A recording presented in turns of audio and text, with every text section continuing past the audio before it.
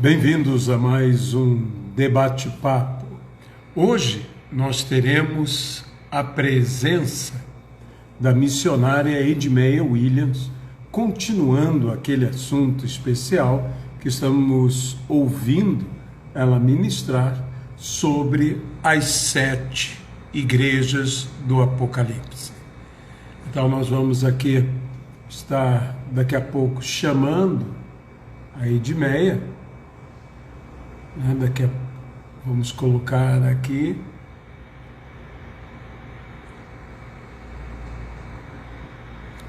Ela ainda não entrou, mas nós estaremos daqui a pouco falando com a missionária Edmeia Williams para darmos continuidade àquele estudo sobre as cartas de Apocalipse.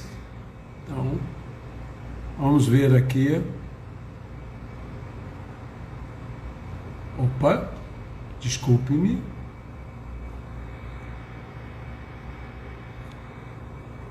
Agora sim. Agora já está.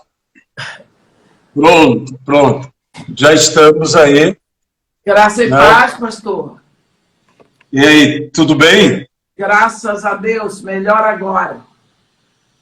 Tudo bem. Se você puder abaixar um pouquinho a câmera para você ficar um pouco mais elevada, porque está como se tivesse um pouco... Aí. Melhorou. Perfeito, maravilhoso. Muito maravilhoso. Maravilhoso. Então, eu estava dizendo, hoje nós estamos dando continuidade à exposição que você tem feito das 7 cartas, as 7 epístolas de Apocalipse. Estamos, no caso, na 6ª. Estamos na igreja que todos dizem que são. Dificilmente a última alguém assume que é, mas... Pois é. Essa todo mundo diz, não, eu sou Filadélfia. Filadélfia. Mas deixa, então, com você, Edmeia. Tá bom, pastor, eu agradeço muito por isso. Eu estava me lembrando que sempre nós encontramos assim, Igreja Evangélica Filadélfia, mas nós não encontramos uma igreja assim, Igreja Evangélica em Sardes, ou Igreja Evangélica em Laodiceia, mas outro dia encontrei uma irmã cujo nome é Laodiceia. Laodiceia. Eu conheci a esposa do pastor Benjamin Scheidegger. Era Laodiceia, o nome dela. Sim. Pois é. Mas vamos lá. Nós vamos, neste momento, então, começar o nosso estudo dessa tarde, abrindo a nossa Bíblia em Apocalipse, no capítulo 3. E vamos ler do versículo 7 ao versículo 13. Apocalipse 3, versículo 7, onde está escrito assim: ao anjo da igreja em Filadélfia, escreve: estas coisas diz o santo, o verdadeiro, aquele que tem a chave de Davi, que abre e ninguém fechará, que fecha e ninguém abrirá. Conheço as tuas obras. Eis que tenho posto diante de ti uma porta aberta, a qual ninguém pode fechar. Que tens pouca força, entretanto, guardaste a minha palavra e não negaste o meu nome. Eis que farei que alguns dos que são da sinagoga de Satanás, desses que a si mesmos se declaram judeus e não são, mas mentem, eis que os farei vir e prostrar-se aos teus pés e conhecer que eu te amei. Amém. Porque guardaste a palavra da minha perseverança, também eu te guardarei na hora da provação que há de vir sobre o mundo inteiro, para experimentar os que habitam sobre a terra. Venho sem demora. Conserva o que tens, para que ninguém tome a tua coroa. Ao vencedor, faloei coluna no santuário do meu Deus, e daí jamais sairá. Gravarei também sobre ele o nome do meu Deus, e o nome da cidade do meu Deus, a nova Jerusalém, que desce do céu, vinda da parte do meu Deus, e o meu novo nome.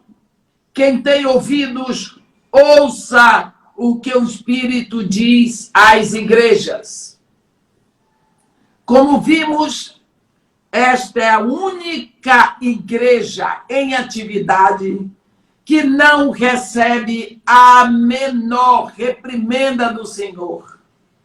Ela é a mais excelente, a mais espiritual, uma igreja missionária cheia do Espírito Santo, vitoriosa contra os assaltos de Satanás, que ele tem usado para deturpar a doutrina. Única igreja com testemunho suficiente para evangelizar o mundo. Filadélfia, que significa amor fraternal, hoje tem o nome de Alazeir, cidade de Alá, fundada no ano 154 a.C., pelo rei de Pérgamo, Átalo II, e o nome foi dado em sua homenagem a ele. 35 milhas está a sudoeste de Sardes, numa área perigosamente vulcânica. Era conhecida como a cidade dos terremotos. Apesar disso, ali existia uma linda comunidade cristã.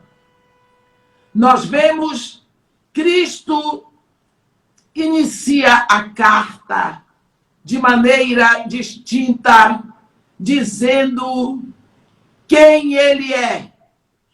Ele se apresenta como aquele que a igreja buscava, santo e verdadeiro, para uma igreja que continuou a se mover em santificação. Essa igreja que está no caminho certo, respondendo positivamente ao propósito de Deus que nos escolheu para sermos santos. Ele ainda diz que tem a chave de Davi. O que está escrito em Isaías 22, no versículo 22. Este versículo em Isaías foi usado para Eliaquim, que era um dos 3 delegados enviados para negociar com Rabsaque, em 2 de Reis 18, no versículo 18. Pelo reino de Judá, Cristo lembra esta igreja que a porta da oportunidade está aberta por ele. Se ele quiser fechada, estará fechada. Mas quem dá a oportunidade a ele? E isso nos leva a ver quantas pessoas têm caído na infelicidade por invejarem ministérios dos outros. Quem abre porta e fecha a porta é o Senhor Jesus. Amém. Eu gosto muito de um hino do pastor Josué, lá da igreja de Betânia, em Niterói, que ele canta: portas abertas e portas fechadas são a mesma coisa, desde que sejam abertas ou fechadas por Deus. Quantas Amém. Vezes Deus não nos deixa prosseguir no caminho que queremos, porque Deus está vendo que vai ser prejudicial. Ele tem a chave. Assim ele se apresenta como o rei dos reis, o monarca, que tem a chave de Davi. Ele tem também a chave da ressurreição. Ele diz: eu tenho as chaves da morte e do inferno. Quando Deus abrir os sepulcros, ninguém poderá fechá-los. E quando ele fechar a porta, ninguém poderá abri-la. ter a chave significa ter a autoridade, o poder único sobre o futuro. Jesus está dizendo a esta igreja que ele tem o poder sobre o destino, que ele tem tudo mais. Sua vontade é soberana, sua decisão é imutável, pois o poder não está na chave, o poder está na autoridade para abrir ou fechar. A igreja em Filadélfia recebeu elogios fora do comum. A porta para o serviço está aberta. Nós vamos a Cristo pela porta aberta da salvação e os nossos olhos logo se abrem para a porta do trabalho. Eu acho isso muito bonito. Lembramos que quando Deus fez o homem, logo plantou um jardim para o homem trabalhar e cuidar. Quantas pessoas hoje acham, quando eu chegar no céu não vou fazer nada. Ai. Trabalho é bênção, meu irmão. Jesus Cristo diz, meu Pai trabalha até hoje e eu também trabalho. Não é? Quantas vezes pensamos que trabalho é maldição? Não. Trabalho é bênção. A fadiga que vem sobre o trabalho é maldição decorrente do pecado. Nós vemos, assim, essa igreja recebe a oportunidade de compartilhar sua fé. No versículo 8, Jesus diz isso, porque ele sabia que eles eram uma congregação pequena em tamanho e influência. Aqui no versículo 8, conheço as tuas obras, eis que tenho posto diante de ti uma porta aberta que ninguém pode fechar, que tens pouca força. Sofreram a oposição de um grupo de judeus tão fanáticos que Jesus os chama de sinagoga de Satanás. Esses irmãos em Filadélfia eram poucos. Havia contra ele os judeus. No versículo 10, fala da ameaça da tribulação, porque guardaste a palavra da minha perseverança. Também eu te guardarei na hora da provação que advia sobre o mundo inteiro para experimentar os que habitam sobre a terra.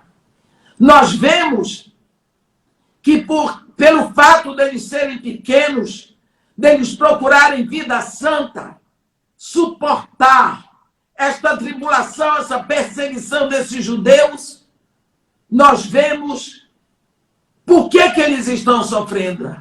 Agora, lendo esta carta, eles sabem que Cristo está mandando entrar pela porta aberta e caminhar sob a sua bandeira, porque eles são vencedores.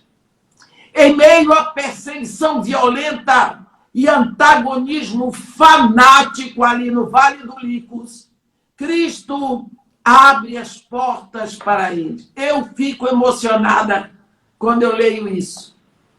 Eu fico emocionada. Filadélfia foi fundada com o objetivo de ser um ponto estratégico para disseminar a língua grega ali naquele lugar, no Vale do Licos. A igreja estava cercada pelo mundanismo. Ela estava exatamente entre Sardes e Laodiceia. Olha que lugar que ela estava. Correndo o perigo de ser arrebentada. Tiveram que lutar com fé, num confronto radical com o mundo, mas não baixaram o seu padrão. Às vezes o mundo zomba de nós, sabe, meus irmãos? Ao falarmos de Jesus, porque não se vê em nós autoridade, por causa do nosso estilo de vida. Lembra daquela situação em Gênesis 19, quando os anjos foram lá para destruir Sodoma, que Ló foi avisar os seus futuros genros, a Bíblia diz que eles acharam que eles pensaram que Ló gracejava com eles. Como quem diz, quando, rapaz, que um anjo vem falar contigo, tu com essa qualidade de vida que tem, ele não tinha autoridade para dizer isso. Quantas vezes nós queremos falar de Jesus para uma pessoa e não temos autoridade por causa da vida que levamos? Nós precisamos ver como vivemos. Porque para muitas pessoas, a primeira Bíblia que eles vão ler é a nossa vida. Eles precisam ver como nós vivemos, como andamos, como trabalhamos. Eu tenho recebido pessoas telefonando aqui para casa, irmã, como é que vai a casa de Marimar? Eu digo, a casa de Marimar está muito bem, estamos esperando acabar essa história para recomeçar tudo. Amém. Mas a senhora não fechou? Eu digo, não. E como tem sido os salários? Tudo pago, encargos sociais, tudo no dia certo. Mas a senhora está pagando as pessoas que ficam em casa? Eu disse, eu não. Quem está pagando é o dono da obra. Para variar, eu estou aqui em casa. Estou fazendo a minha parte. E o dono da obra está mandando tudo o que precisa. Graças Amém. a Deus. Tantas empresas por aí, com tanto capital, despedindo funcionário. A casa de Marimarta, graças a Deus, está lá, direitinho a ficar, para a glória do santo nome do Deus Todo-Poderoso, que é dono daquela obra. Sabe por quê? Porque é preciso que aquele povo ali do Dona Marta saiba que aquela é uma obra de Deus. E Deus tem nos honrado com esse testemunho. Nós vemos aqui que parece que os crentes em Filadélfia eram livres. Eles não estavam encarcerados nas novelas, nas fofocas do YouTube. Eles não estavam encarcerados na moda, que são outras prisões. Porque nós estamos encarcerados em tantas prisões. Temos que usar a roupa da moda, o sapato da moda, a maquiagem da moda, os móveis da moda. Tudo tem que ser como o mundo manda. Isto é cárcere, isto é prisão. Quantas vezes você usa o dinheiro para satisfazer este aprisionamento? Parece que os crentes ali eram livres, não é? Eram livres. Eles podiam mostrar lá fora o que é a verdadeira igreja de Jesus Cristo. Eles tinham pouca força. Eles eram fortalecidos no Senhor. Porque é na tua fraqueza, diz o Senhor, que o meu poder se aperfeiçoa. Eles tinham pouca força. Eles não tinham pessoas lá no governo. Eles não tinham uma influência grande na cidade. Eles não tinham políticos. Eles tinham pouca força. Mas olha, entretanto, ele diz, guardaste a minha palavra e não negaste o meu nome. Esta carta nos ensina tanto de tudo o que devemos guardar. Guardar a palavra, que é vida. A palavra de Deus, gerada no coração de Deus, é Jesus. E por isso, o Senhor Jesus se agradou tanto desses irmãos, guardadores da palavra da verdade, na íntegra, sem serem vencidos, verdadeiros. Hoje, daríamos para eles alguns adjetivos. São exagerados, fanáticos. Outro dia eu ouvi uma palavra assim: não sejais demasiadamente santos. A pessoa que pregou isso e disse isso, disse com tanta empáfia, com tanta arrogância, que naquela hora eu percebi que quem estava dizendo aquilo não era apenas uma pessoa. Tinha alguém lá por trás, que não merece nem que o nome seja citado. Longe daqueles irmãos estava o câncer do cristianismo moderado, porque usa-se agora o cristianismo moderado.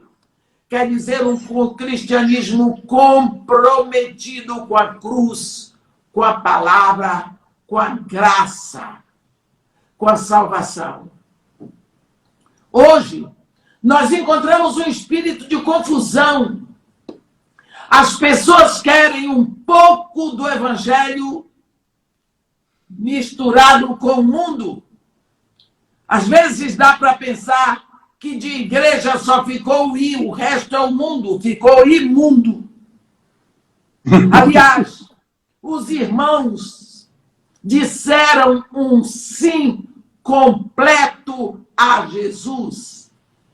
Que o teu sim seja sim e o teu não seja não, e o que passar disso não provém de Deus. É importante vermos que Cristo só abriu a porta do evangelho para essa igreja. Que coisa! Pequenos, pouca força. E Jesus Cristo abre a porta e ele se apresenta para essa igreja como um noivo. Quando ele chega para se apresentar para ele, ele diz aqui: quem fala é o santo. Eu sou santo. Eu sou verdadeiro. Eu tenho a chave de Davi, sou monarca. Eu sou forte. Quando eu abro, ninguém fecha. Quando eu fecho, ninguém abre. O que é que ele está dizendo para ela? É o noivo se gabando para a noiva. Ele ainda diz para ela: eu sei que tu tens pouca força, mas eu carrego o teu peso. Eu sou forte, eu sou macho. Entre nós. Eu acho linda essa carta. Essa carta é a carta de Jesus para a sua noiva. Não é? Nós vemos que ele só abriu para essa igreja. Essa igreja ainda teve que lutar com o inimigo interno. Estava lá dentro. A religiosidade. Vemos ele dizer aqui no versículo 9: eis, farei que alguns dos que são da sinagoga de Satanás, desses que a si mesmos se declaram judeus e não são, mas mentem, eis que os farei vir e prostrar-se aos teus pés e conhecer que eu te amei. E conhecer que eu te amei. Às vezes, dá vontade de ser Filadélfia. Depois de algumas declarações que nós vemos do Senhor Jesus para essa igreja, dá vontade. Em Pérgamo estava o trono de Satanás. Em Esmirna estava o sofrimento. E Filadélfia, duas igrejas perfeitamente cristãs. Em Esmirna e Filadélfia está a sinagoga de Satanás. Isso significa o joio no meio do trigo. Só aqui, nessas duas igrejas, Esmirna não recebe nenhuma reprimenda. Filadélfia, a igreja santa. Ali está a sinagoga de Satanás, só nas duas, porque ali Satanás tem que trabalhar. Ele tem que se preocupar com essas duas igrejas. Não é? Ele tem a sinagoga de Satanás. É o engano religioso. O cristianismo sem cruz. Pura aparência. Nós vemos que o joio no meio do trigo. São pessoas que ficam na igreja semeando espírito crítico. Criticam tudo. Tudo. Nada para eles conta. Significa que esse espírito crítico e doutrinas nascidas da mente carnal mostram-se interessados no Evangelho, mas criam dificuldade para a igreja verdadeira. A sinagoga de Satanás é esse engano que vem aí. Não podemos esquecer que o joio foi plantado com um propósito. O joio não nasceu por acaso. O joio foi semeado à noite, na escuridão, quando ninguém via, quando os trabalhadores estavam dormindo. Por isso Jesus Cristo diz: vigiai e orai para não cair na tentação. Porque à noite, enquanto você dorme, quando você não vigia, que o inimigo vai plantar semente ruim na sua família, na sua vida, na sua igreja, na sua cidade. Foi isso que aconteceu ali. O joio não nasceu por acaso. Foi uma plantação maligna que aconteceu à noite. A Bíblia está dizendo aqui por boca de Senhor Jesus que essa igreja seria guardada na hora da provação, porque ela guardou a palavra da perseverança. No versículo 11, vem uma promessa ao vencedor. Venho sem demora, conserva o que tens, para que ninguém tome a tua coroa. Jesus está declarando que essa igreja já tem a sua coroa, mas que precisa vigiar, conservando a sã doutrina na perseverança da palavra de Deus.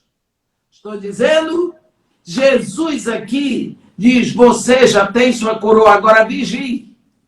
Quem vai vigiar não sou eu, é você. É uma questão de vigilância. Sabe quando Jesus Cristo contou aquela parábola do joio e do trigo? Ele diz que um homem semeou boa semente no seu campo, mas à noite veio o maligno e semeou semente ruim. Quando foi que o maligno veio?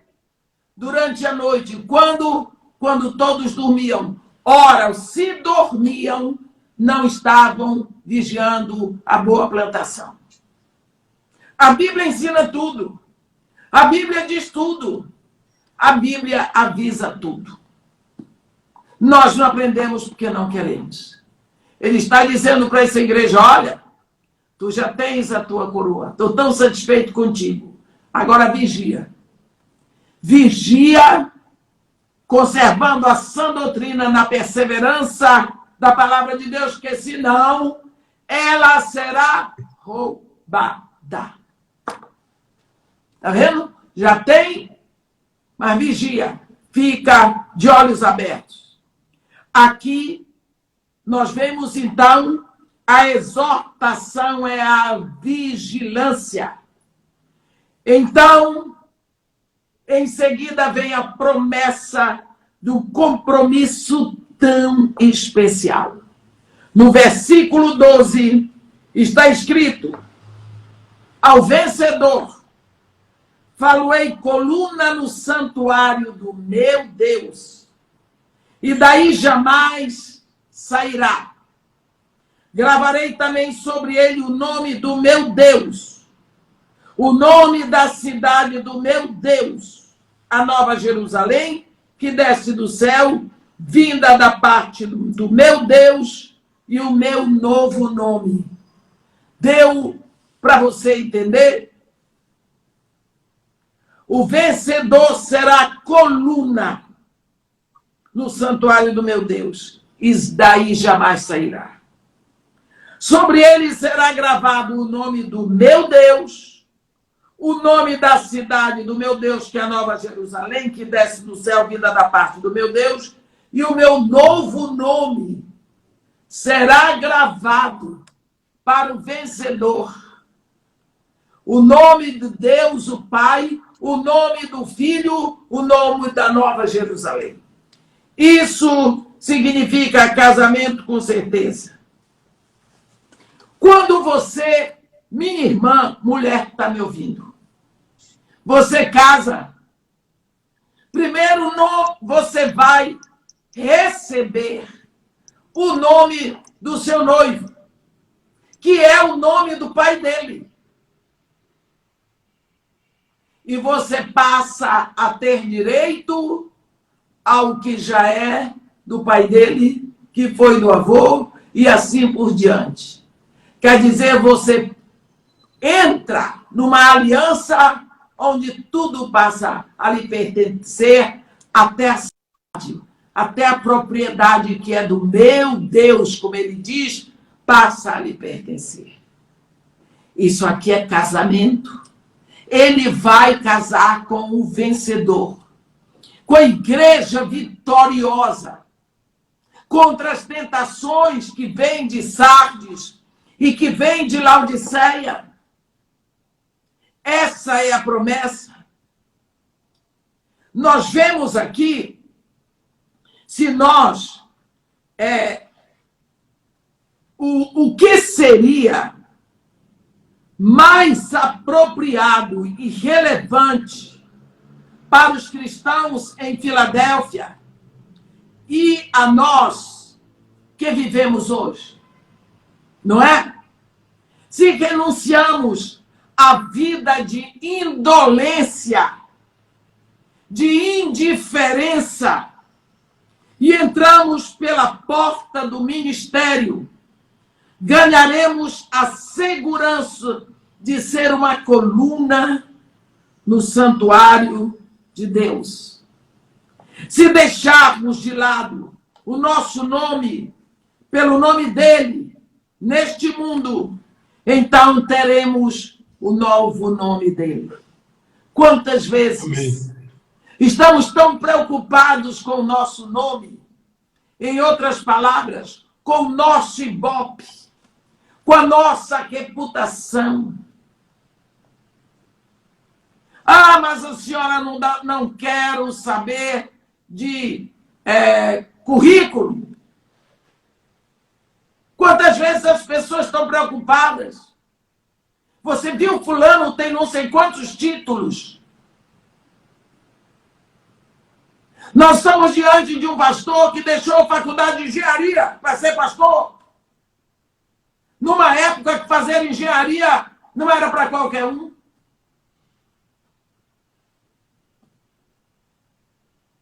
Deixou o título dele pelo de Jesus. Que troca, hein? Que troca. Pensa que ele é bobo. Se você despreza, como Paulo diz, é refúgio, esses títulos que o mundo lhe dá, o mais elegante, o mais bem vestido, o mais inteligente, mais bem preparado, fez pós-graduação na Sorbonne, doutorado em Harvard. Se você deixa esse nome pelo nome dele, você terá o nome novo que ele tem para lhe dar. Se nos contentamos em andar como suas ovelhas aqui, teremos casa fixa para sempre. Sabe o que é isso? A Nova Jerusalém. Os irmãos de Filadélfia, eles podiam estar amedrontados, por violentos terremotos que poderiam acontecer a qualquer momento, mas receberam uma promessa de que um dia não seriam mais perturbados, nem sacudidos, seriam colunas do santuário de Deus no céu. A porta aberta é sempre a oportunidade, e isso para nós é evangelismo. Aquela igreja estava ali, imprensada no Vale do Licos, entre a Lídia e a Frígia. Do outro lado estava Laodiceia e Sardes. Amedrontados, exprimidos, aparentemente fracos. Tantas perseguições. Mas olha a força espiritual que eles tinham. A porta aberta para evangelismo. Eu acho isso um espetáculo. Pense, aquela igrejinha mirrada, quem ia na frente era Jesus. Quer melhor do que isso? Quer melhor do que isso? Jesus na frente e eu atrás. Não tem para ninguém. O único problema é que quando Jesus Cristo vai à frente e eu vou atrás, Jesus Cristo não aparece, o povo só vê a mim. Porque Jesus está lá de modo invisível, quem vai aparecer sou eu. E todo mundo vai dizer, aquela mulher é um espetáculo. Ai de mim se acreditar nisso. Ai de mim se eu acreditar nisso. Comecei a cair há muito tempo, que ele não precisa de mim. A chave de Davi, de que ele fala aqui, eu tenho a chave de Davi, e a autoridade de Cristo e a sua soberania real. No reino dele, ele é o rei. É a coluna de segurança do crente no Senhor Jesus. Nós podemos nos segurar nessa promessa.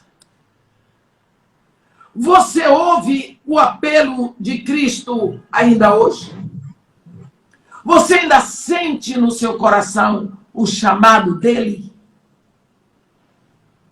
Ele tem portas abertas ainda hoje, meu irmão? Ainda tem portas abertas, sim. Ele está pronto para abrir portas, está. Para fechar portas, está. Ele tem a chave. É preciso que nós saibamos que este Cristo que está escrevendo para essa igreja, ele é. Ele não foi nem será, ele é. Ele não teve nem terá, ele tem. Quando você estiver sentindo no coração o desejo por evangelizar a pessoa mais difícil do seu prédio, ore, peça para ele abrir as portas. Senhor, tu tens a chave. Tu tens a autoridade. Vai adiante de mim, endireitando os caminhos tortuosos. Quebra as portas de bronze, arrebenta as trancas de ferro. Dá que essa pessoa possa ouvir a tua palavra quando sair da minha boca. Para que o Pai seja glorificado nessa vida e ela venha a conhecer a salvação no seu sangue. Ele tem portas abertas para a sua igreja ainda hoje.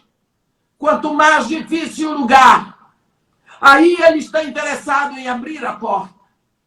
Como Filadélfia estava num lugar tão difícil. E ele disse para ela, ei, ponho diante de ti portas abertas que ninguém pode fechar. Esta carta fala de casamento, fala de nome dado.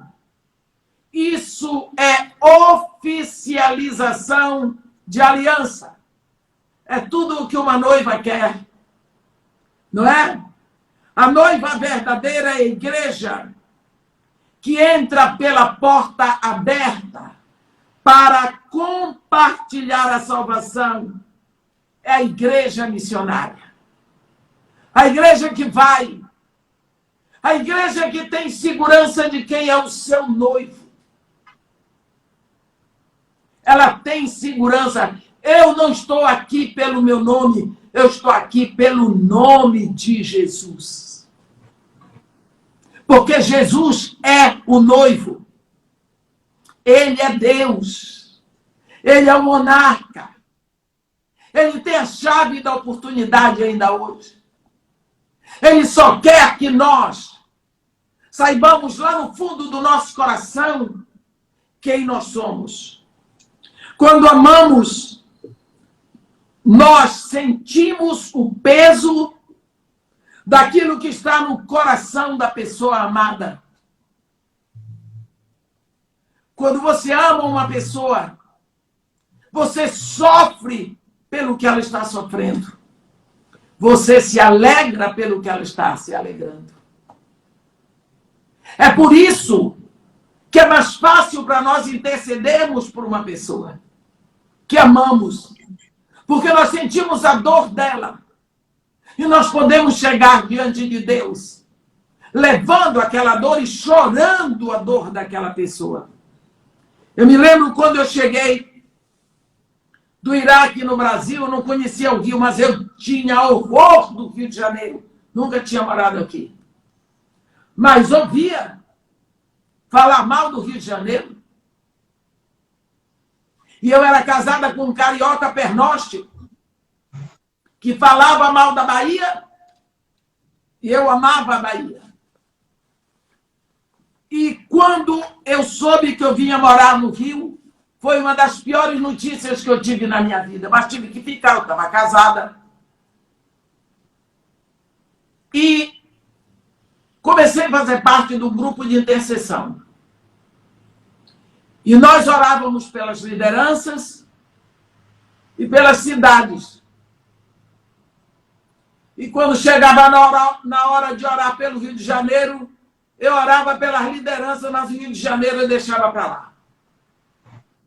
Um dia, de madrugada, eu estava orando e veio no meu coração, muito claro, você não pode orar por uma cidade que você não ama. Ore por Salvador, que você ama. Conheço o seu coração. Naquela hora, eu me ajeitei na cama, caí de joelho e disse, Pai, eu te peço neste momento, não arranca Salvador do meu coração, mas coloca o Rio de Janeiro, porque o Senhor me trouxe para essa cidade. E eu preciso amar essa cidade. Como eu amo Salvador, então poderei orar por ela. Amém. Eu digo para vocês, irmãos, não passou nem 10 dias sem que eu estivesse apaixonada pelo Rio. Então eu posso orar com profusão pelo Rio de Janeiro, porque eu amo esta cidade. É muito mais fácil você orar por uma pessoa que você ama. Porque você chega diante de Deus e você derrama a dor daquela pessoa. Você chora a dor daquela pessoa. Você sorri a alegria daquela pessoa. Você faz o pedido sentindo a necessidade que aquela pessoa tem. Por quê? Porque ali você é um intercessor. Nós vemos que quando amamos, sentimos o peso que está no coração da pessoa amada. Uma igreja que ama o Senhor Jesus sente o peso do seu amor pelas almas perdidas. Assim era a igreja em Filadélfia. A igreja ali sofria pelo mundanismo que ela tinha em volta. Sofria pela aparência torpe que estava na igreja em Sardes. Que exemplo horrível de cristianismo era tão terrível, que tinha uma fama tão grande de ser igreja, mas Jesus olhou para Sardes e viu só um caixão de defunto. Se estava tudo morto, era resultado do pecado. Então ali havia pecado dentro da igreja. Do outro lado, uma igreja morna, balofa, indiferente, rica, como Laodiceia. Filadélfia ali no meio, sofrendo perseguição, e eu vou lhe dizer até dos próprios irmãos lá. Manteve firme. E ela sentia a dor de ver essas almas perdidas, de estar sendo cercada, e ela tinha impedimento de todos os lados para seguir com o evangelho. E ela via que Jesus Cristo tinha dito: ide, fazei discípulos de todas as nações. Ela queria cumprir esse chamado, e o impedimento era devastador, porque ela não precisava ir muito longe, era só olhar para a direita, Sardes, para a esquerda, Laodiceia, para frente e para trás, era só paganismo. Então ela não podia se mover. Era uma igreja que buscava, que pedia, que queria uma porta aberta de evangelismo.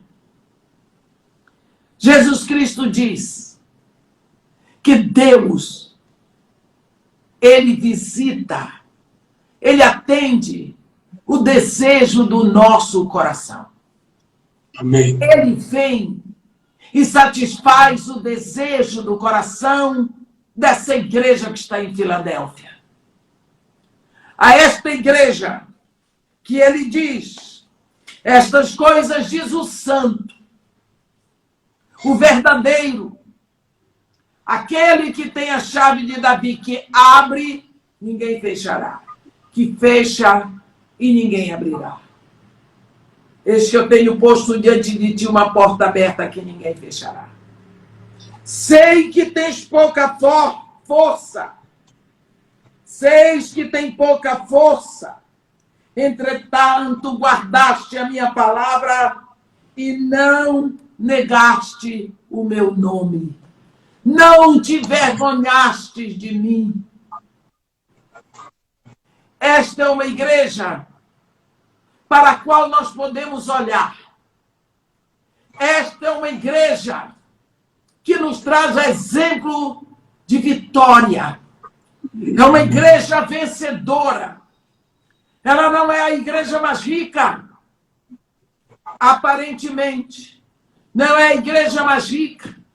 Ela não está em martírio.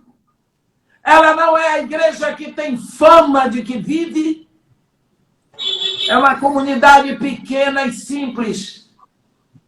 Mas ela sonha o sonho do coração de Deus.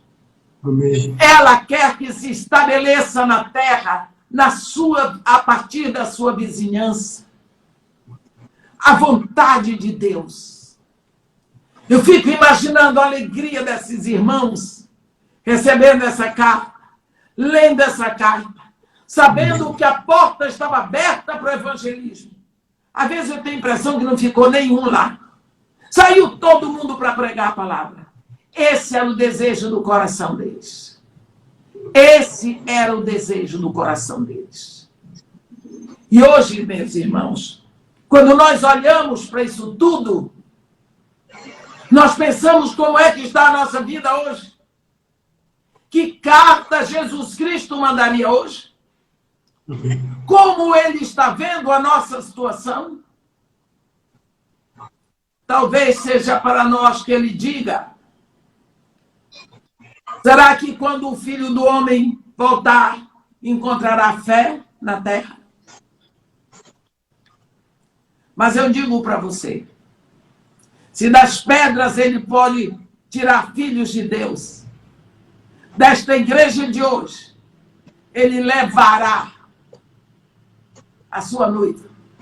Da igreja que está aqui agora, no mundo, ele levará o remanescente santo para o trono do Pai. Esta é a nossa certeza, porque está escrito na palavra de Deus. Nós precisamos aproveitar essa época para irmos para o nosso cantinho e perguntar, Senhor, se o Senhor escrevesse uma carta para mim hoje, o Senhor viria. Como o Senhor ia se apresentar a mim? Qual seria a reprimenda que o Senhor ia me dar? Como o Senhor está olhando a minha vida? Eu quero fazer a sua vontade. Eu me rendo aqui, Senhor, para fazer a sua vontade, para que o Senhor se agrade de mim, para que o Senhor se alegre em mim, para que o Pai seja glorificado na minha vida. Meus irmãos, procuremos aproveitar essa época dessa quarentena para reatarmos, para arrumarmos a nossa casa, para buscarmos ver e tirar todo aquele entulho que nos separa de Deus. Tudo aquilo que veio impedindo o fluir do nosso coração. E que Deus nos abençoe e nos guarde. E que faça resplandecer o seu rosto sobre nós. E tenha misericórdia de todos nós. Amém. Amém. Amém. Edmeia. Edmeia, como eu tenho pedido todas as vezes, tenho falado àqueles que nos ouvem e que desejarem cooperar, abençoar o ministério da Casa de Maria e Marta, agora que as coisas parecem que estão se abrindo devagarinho, poderemos até mesmo ter reativado todas as atividades da Casa de Maria e Marta. Eu tenho pedido a você para que você possa dar o número da conta e os detalhes sobre como fazer um depósito ou transferência bancária. Eu sempre gosto de dizer uma coisa para as pessoas. O que Deus nos pede e o que Deus nos dá são muito desproporcionais. Ele, por exemplo, nos pede o dízimo. Ele nos pede em medida, 10%. As ofertas.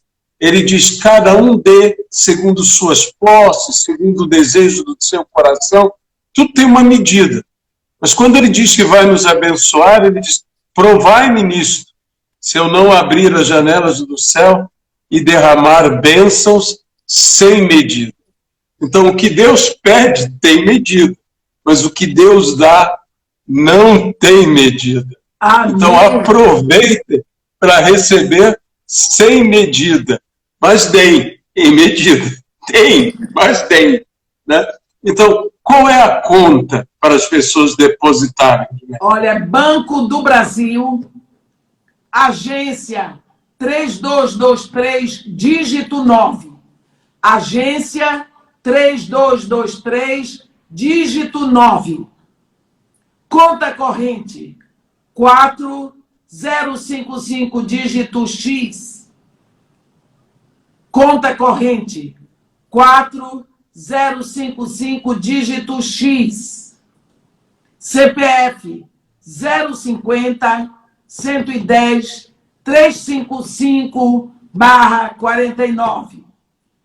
CPF 050 110 355/49.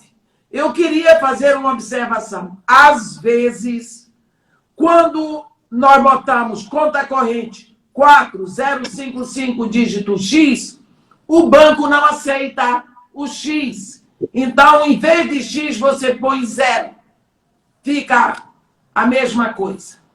Eu agradeço muito a cooperação. Sabemos que Deus tem movido o coração da igreja e fora a igreja do pastor Aloysio, que é uma igreja que coopera direto há anos, que é a igreja, tem sido a igreja madrinha. Nós não temos mais nenhuma igreja depositando todo mês. Não temos. Então, é por isso que eu tenho que agradecer a Deus e agradecer a todo esse povo que tem.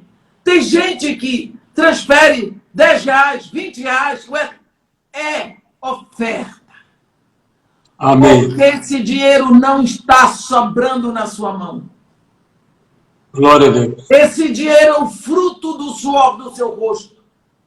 Portanto, que fique, seja qual for a oferta. Não tem oferta pequena nem oferta grande. É oferta de um coração grande. Amém. Que fique como memorial diante de Deus.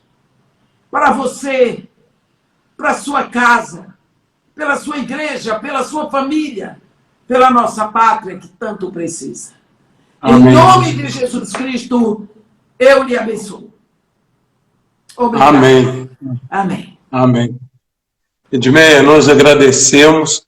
Ou seja, na próxima sexta vamos estar de volta aqui. Agora será com aquela igreja. Aqui ninguém quer dizer que é. Ninguém quer saber de ser na Odisseia. Mas eu tenho certeza que será uma grande bênção. Vai ser muito bom, graças a Deus. Será que e depois nós já temos que ver o que virá depois. Aceitando bem? Como? As pessoas estão aceitando bem? Claro, claro, claro. A gente vê aqui os comentários, há pessoas esperando. As pessoas acham que é monótono. Não. Mas eu não estou é maravilhoso. Da sua igreja, porque na sua igreja eles estão acostumados. Não. Mas pelos comentários que a gente vê aqui, né, há quem espere. Uma pessoa até mesmo diz, eu espero que é o meu alimento. Graças espero a Deus. Alimento. Então, a Deus seja a glória por tudo isso. Graças tá bom? a Deus. Vamos então, lá. Edmeia, tá bom, nós nos vemos. Então, no próxima sexta continuamos e depois vamos ver o que Deus tem reservado para todos nós. Se Deus quiser, pastor, eu agradeço ao senhor pela oportunidade, pela honra, pela alegria de estar com o senhor. Não é todo mundo que tem essa honra, mas já que Deus me deu, eu vou segurar. Não, vamos em frente. Eu também estou honrado. Um grande abraço, Edmeia. Muito obrigado. Tchauzinho. Tá, tchau. Então, meus amados irmãos, nós agradecemos a todos por terem estado conosco em mais esse debate-papo, que é uma conversa entre amigos, sempre de assuntos ou temas relevantes, mas falado de uma forma edificante. Aqui é a pastora Aloysio se despedindo. Até a próxima vez, num próximo debate-papo. Deus os abençoe no nome de Jesus Cristo. Amém.